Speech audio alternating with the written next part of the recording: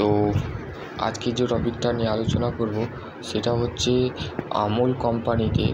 আমুল কোম্পানিতে বেশি বেতনে চাকরি যারা করতে চাইছো, যাদের বর্তমান পরিস্থিতি খুবই খারাপ, তো তাদের ক্ষেত্রে আমুল কোম্পানি থেকে নিয়োগ হচ্ছে।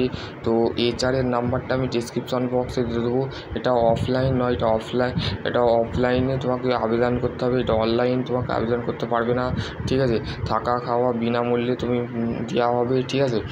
থাকা খাওয়া তোমাকে সম্পূর্ণ বিনামূল্যে দেওয়া হবে, ঠিক আছে। দেন তোমাকে বলতে গেলে এটা বিরাট নিয়োগ চলছে, হালকা কাজ, ঠিক আছে। এটা সম্পূর্ণ প্রাইভেট চাকরি, জেনুইন চাকরি, ঠিক আছে। মেল এবং female both can be apply, তোমরা মেয়ে এবং ছেলে সবাই অ্যাপ্লাই করতে পারবে, ঠিক আছে।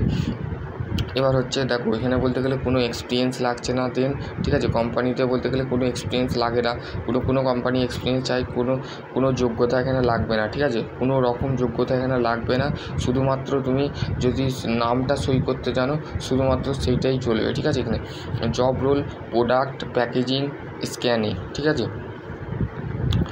তারপরে হচ্ছে দেখো, এখানে বলতে গেলে তোমার মিনিমাম যে কোয়ালিফিকেশান বলতে গেলে এখানে তোমাকে রাখা হয়েছে সেটা হচ্ছে 8 pass, normally 8 pass, 10 pass, 12 pass, BA, ITI, ঠিক আছে। নামসহ টিপসহ করতে পারলেই হবে, ঠিক আছে। এখানে বলে দিয়ে আছে, লিখেছি আমি, ঠিক আছে। এবার হচ্ছে জব রোল কি product packaging scanning, store keeper, helper, loading unloading, ঠিক আছে। আর তোমাদের HR-এর কন্ট্যাক্ট নাম্বার আমি অবশ্যই তোমাদের ঘরে বলতে গেলে আমার ডেসক্রিপশান বক্সে তোমাদের ঘরে দিয়ে দেবো।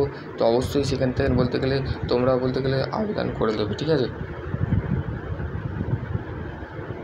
এবার দেখো বলতে গেলে এবার কী সুবিধা আছে তোমাদের, PF, ESI এবং PFI।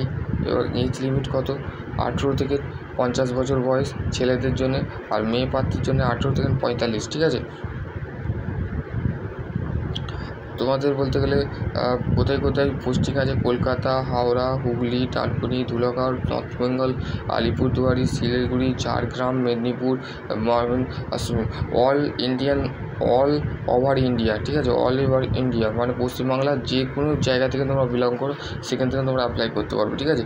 নিজের জেলার কাজ পাবে। তো অবশ্যই তোমরা বলতে গেলে এই চ্যানেলটার সাথে জুড়ে থাকো। তো সকলে ভালো থাকো, সুস্থ থাকো। আরও কোনো কোয়ারি থাকে তো ডেফিনেটলি বলতে গেলে কমেন্ট সেকশানে কমেন্ট করবে। আমি তোমাদের ঘরে বলতে গেলে সবসময় এই বন্ধুদের সাথে তোমাদের শেয়ার করবে, ঠিক আছে। আর তোমাদের এর মধ্যে যদি কোনো প্রবলেম থাকে তো অবশ্যই আমাকে শেয়ার করবে, ঠিক আছে। আশা করছি তোমাদের যদি আরও কোনো কোয়ারি থাকে তো ডেফিনেটলি তোমরা কমেন্ট করবে। সকলে ভালো থাকো, সুস্থ থাকো।